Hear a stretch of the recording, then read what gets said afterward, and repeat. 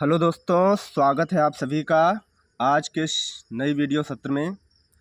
आज के इस नए वीडियो सत्र में हम लोग पढ़ने वाले हैं कक्षा 12 भौतिक विज्ञान के बहुत ही महत्वपूर्ण टॉपिक के बारे में, जिसमें हम लोग पढ़ेंगे वैद्युत द्विध्रुव की अक्षीय अथवा अनुदैर्घ्य स्थिति में वैद्युत क्षेत्र की तीव्रता। इसमें सबसे पहले हम लोग पढ़ेंगे, माना एक वैद्युत द्विध्रुव है। माना एक वैद्युत द्विध्रुव AB, माना एक वैद्युत द्विध्रुव A और B है। इस प्रकार से इसका नाम A और B है। समान परिमाण एवं विपरीत प्रकृति के दो आवेशों, यहाँ पर समान इसका परिमाण है और विपरीत प्रकृति के दो आवेश हैं। एक आपका ऋण आवेश, तो यहाँ पर आपका है माइनस का Q आवेश, और यहाँ पर आपका है प्लस का Q आवेश। तो इसके जो आवेश हैं वह विपरीत प्रकृति के हैं। तो विपरीत प्रकृति के माइनस Q आवेश और प्लस Q आवेश से मिलकर के बने हुए हैं, जिसके बीच की दूरी है 2L। इसके बीच की जो दूरी है वह है 2L। तो इसके बीच की जो दूरी है वह है 2L। अब इसमें वैद्युत द्विध्रुव के केंद्र O, इसका जो वैद्युत द्विध्रुव का केंद्र है यह है O, और केंद्र O से R दूरी पर, ये जो इसका केंद्र है यहाँ पर O, तो केंद्र O से R दूरी पर, यानी यहाँ से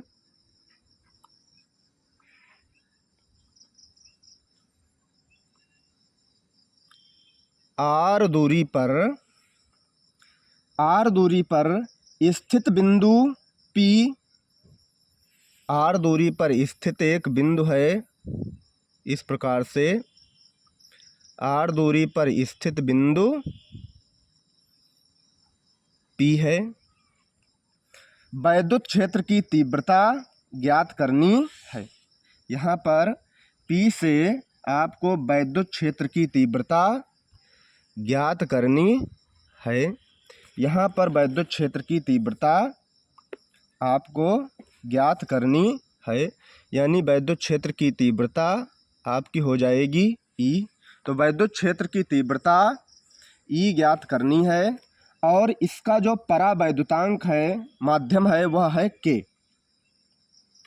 तो सबसे पहले चित्र को समझ लेते हैं। एक वैद्युत द्विध्रुव है, एक वैद्युत द्विध्रुव A और B समान परिमाण के हैं, जिसकी लंबाई है 2L, यानी एक L यह और एक L यह मिल करके हो जाएगा 2L।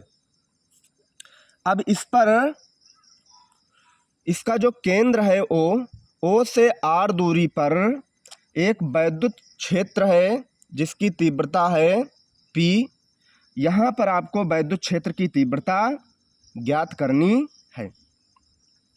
सबसे पहले आपको ज्ञात करना है प्लस Q से बिंदु या वैद्युत क्षेत्र की जो तीव्रता है उसकी दूरी। तो प्लस Q के कारण वैद्युत क्षेत्र की तीव्रता, प्लस Q के कारण वैद्युत क्षेत्र की तीव्रता। तो यहाँ पर लिखेंगे प्लस Q से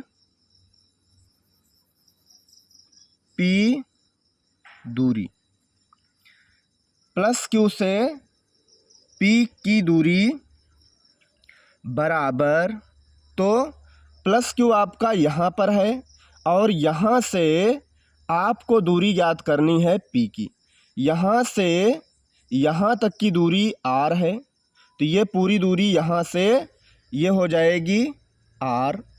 अब यहाँ से यहाँ तक की दूरी आपको माइनस कर देनी है, तभी आपको दूरी मिल पाएगी प्लस क्यू आवेश से बिंदु P की दूरी। तो ये हो जाएगा माइनस का L।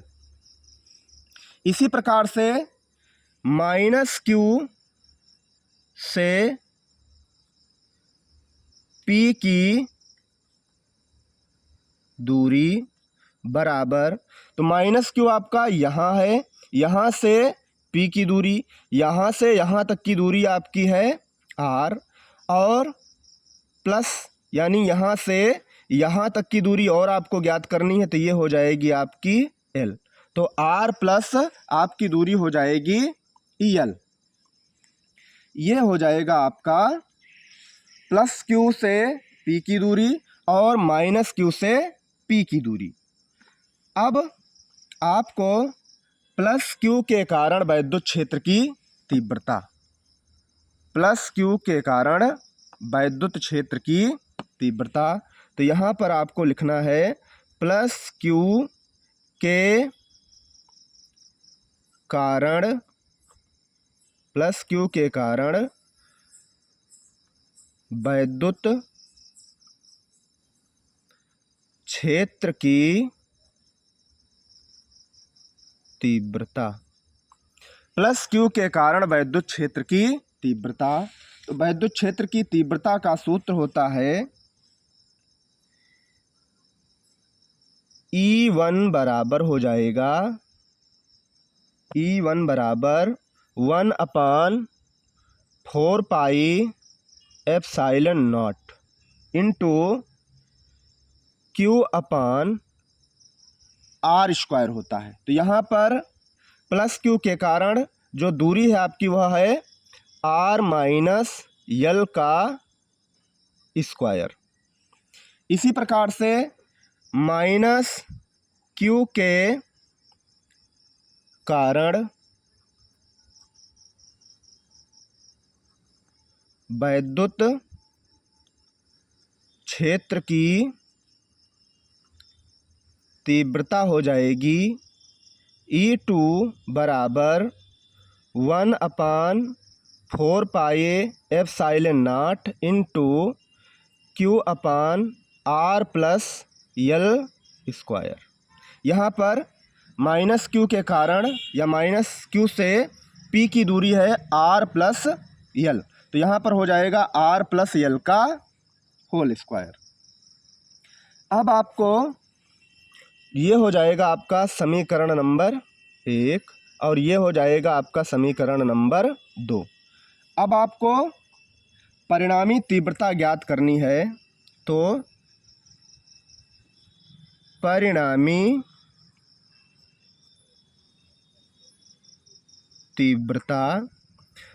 तीव्रता के लिए E बराबर E1 माइनस E2 ज्ञात करना है, और यहाँ पर हमको मान रख देना है।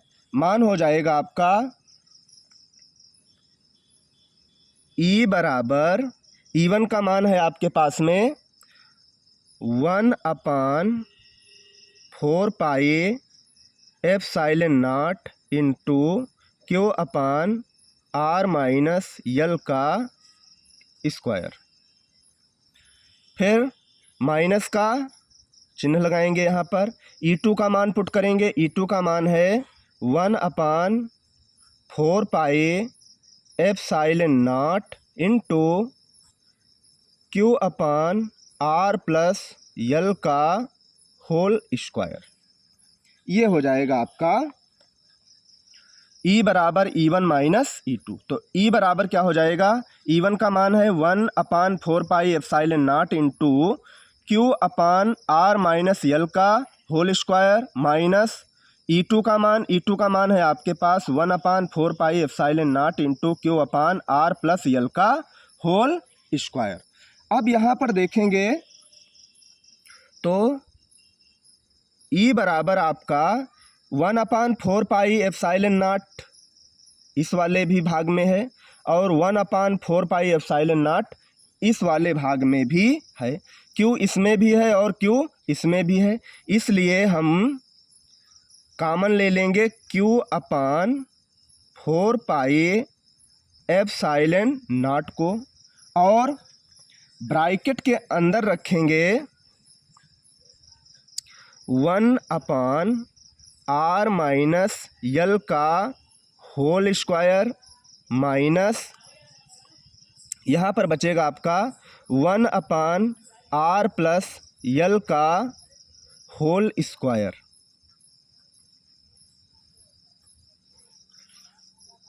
E बराबर आपका रहेगा ये Q/4 पाई एप्सिलॉन नॉट इंटू यहाँ पर इसकी तिरछी गुणा कर देंगे तो ये हो जाएगा आपका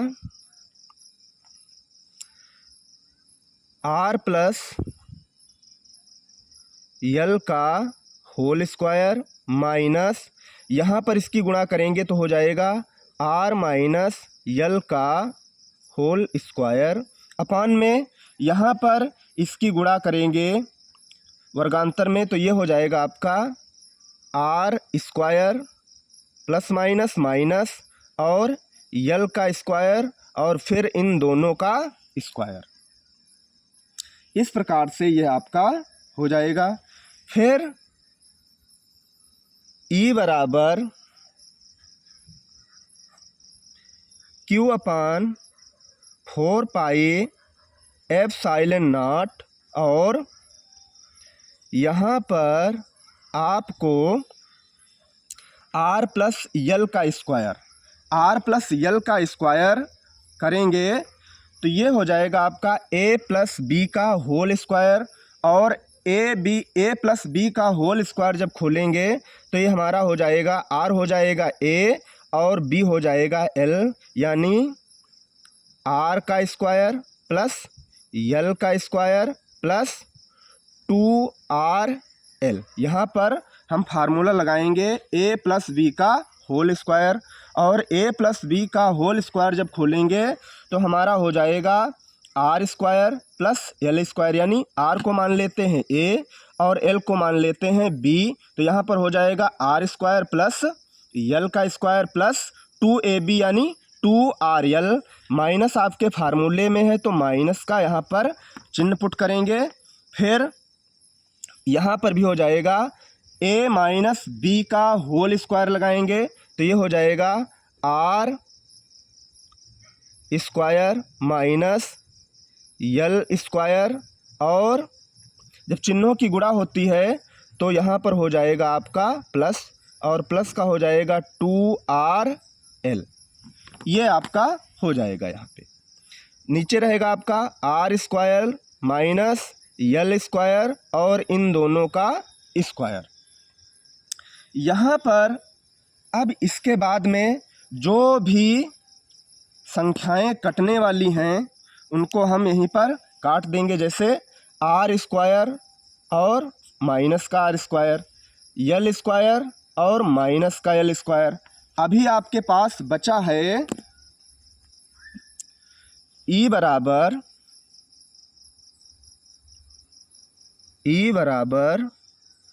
Q/4 पाई एप्सिलॉन नॉट और 2rl प्लस 2rl मिल करके बनेंगे 4rl और अपान में r स्क्वायर माइनस यल स्क्वायर और इन दोनों का होल स्क्वायर बन जाएगा।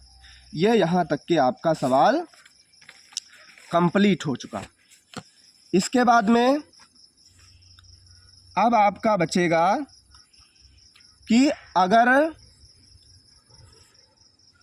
L R से बहुत छोटा है, यानी जो L है वह R से बहुत छोटा है, इसलिए R को क्या मान लेते हैं, R को नगण्य मान लेते हैं, आर को नगण्य मान लेते हैं। और जब आर को नगण्य मान लेते हैं तो आर की गणना करना बंद कर देते हैं। तो यहाँ पर हो जाएगा ई बराबर Q upon 4 pi epsilon naught into 4 R L upon में आर स्क्वायर और इसका होल स्क्वायर, ये आपके पास बच जाएगा। इसके बाद में अभी आपके पास बचा है ई बराबर Q upon 4 pi epsilon not, ऊंचे आपका बचा हुआ है 4 आर एल और नीचे आर स्क्वायर और स्क्वायर की गुणा करेंगे तो ये हो जाएगा आर की पावर 4। इस प्रकार से आपकी हो जाएगी आर की पावर 4। अब नीचे यहाँ पर देखते हैं कि जो आपका वैद्युत द्विध्रुव आघूर्ण होता है वह होता है वैद्युत द्विध्रुव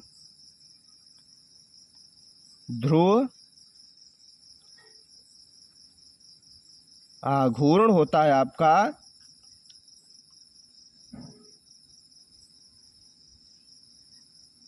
Q इंटू 2L बराबर P, Q इंटू 2L बराबर P। तो यहाँ पर आपको E बराबर 1/4 पाई एप्सिलॉन नॉट और यहाँ पर आपको 2 और Q इंटू 2L और R कर देना है। नीचे आपकी R की पावर 3 गुणे R कर देना है, R से R कट जाएगा और आपके पास यहाँ पर बच जाएगा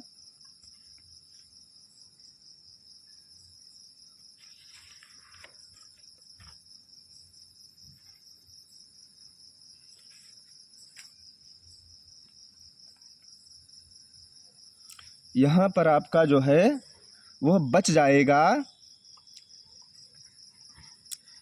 E बराबर 1/4 पाई एप्सिलॉन नॉट और 2 आपका Q into 2L, Q into 2L का मान होता है आपका P और नीचे R से R कट गया तो यहाँ पर बचा R की पावर 3। चूँकि यहाँ पर परावैद्युतांक क्या है, परावैद्युतांक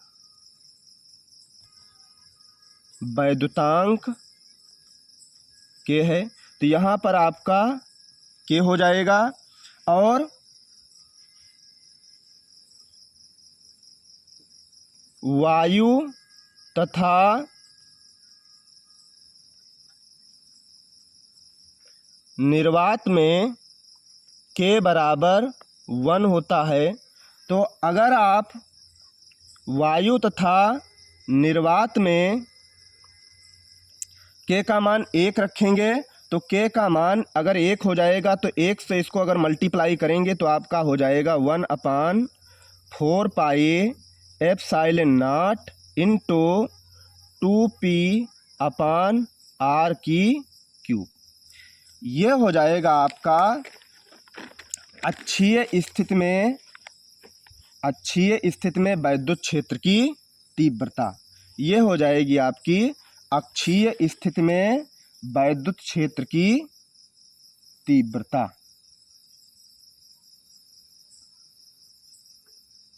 यह हो जाएगा यहाँ पर अक्षीय स्थिति में वैद्युत क्षेत्र की तीव्रता। तो यहाँ पर ये आपका जो सूत्र निकल के आया इसको बोलेंगे अक्षीय स्थिति में वैद्युत क्षेत्र की तीव्रता का सूत्र या तीव्रता का व्यंजक आपको प्राप्त हो गया। यहाँ पर सबसे पहले आपको देखना है कि ए और बी समान परिमाण का आपके पास वैद्युत द्विध्रुव है जिसकी लंबाई 2L है, जिसकी लंबाई आपके पास 2L है, यानी एक L यहाँ से यहाँ तक और दूसरा L यहाँ से यहाँ तक है। फिर R दूरी पर वैद्युत क्षेत्र की तीव्रता P है। वैद्युत क्षेत्र की तीव्रता को E से प्रदर्शित करते हैं। प्लस Q से P दूरी आपकी हो जाएगी, प्लस Q यहाँ पर है, यहाँ से P दूरी हो जाएगी, तो ये पूरी दूरी यहाँ से यहाँ तक R है, तो इसको R लिख लेंगे। फिर आपको यहाँ से यहाँ इतनी दूरी माइनस करनी है, ये दूरी आपके पास में L है, तो इसको कर देंगे -L। फिर माइनस Q यानी यहाँ से यहाँ तक की दूरी, तो ये यहाँ से यहाँ तक की दूरी आपके पास R है, तो इसको R लिख लेंगे। फिर यहाँ से यहाँ तक की दूरी आपको प्लस करनी है, तो ये +L हो जाएगा। फिर प्लस Q के कारण वैद्युत क्षेत्र की तीव्रता यानी E1 बराबर 1/4 पाई एप्सिलॉन नॉट इंटू Q/R² होता है।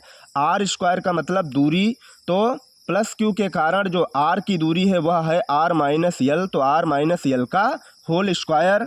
फिर -Q के कारण वैद्युत क्षेत्र की तीव्रता E2 बराबर 1/4 पाई epsilon naught into Q/R + L का स्क्वायर हो जाएगा।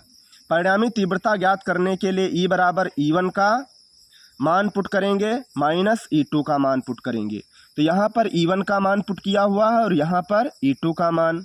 अब इसी प्रकार से यहाँ पर Q/4 पाई एप्सिलॉन नॉट दोनों में है, तो इसको कॉमन ले लिया गया। फिर इसका जो A + B और A - B का होल स्क्वायर खोला गया, जो भी कटने वाला था तो काट दिया गया। फिर E बराबर Q/4 पाई epsilon naught into 4RL/R² - L² और इन दोनों का स्क्वायर। चूँकि यहाँ पर L के सामने L R से बहुत छोटा है, इसलिए R को नगण्य मान लेते हैं, यानी उसकी गणना नहीं करते हैं। तो E बराबर आपका हो जाएगा Q/4 पाई एप्सिलॉन नॉट इंटू 4RL और R का स्क्वायर और फिर इस स्क्वायर का स्क्वायर, तो यहाँ पर हो जाएगा आपका 4RL/4 जो है R⁴। Q इंटू 2L बराबर P मान लेते हैं, या वैद्युत द्विध्रुव आघूर्ण जो होता है आपका वह होता है Q इंटू 2L, उसका मान होता है बराबर P के, तो यहाँ पर Q इंटू 2L को P मान लेते हैं, तो ये आपका 2 और ये आपका P हो जाएगा। यहाँ पर R³ R से R कट जाएगा, एक R ऊंचे एक R नीचे काट देते हैं, ये आपके पास हो जाएगा E बराबर 1/4 पाई एप्सिलॉन नॉट इंटू K यहाँ पर परावैद्युतांक को प्रदर्शित करता है, तो 2P/R³ हो जाएगा।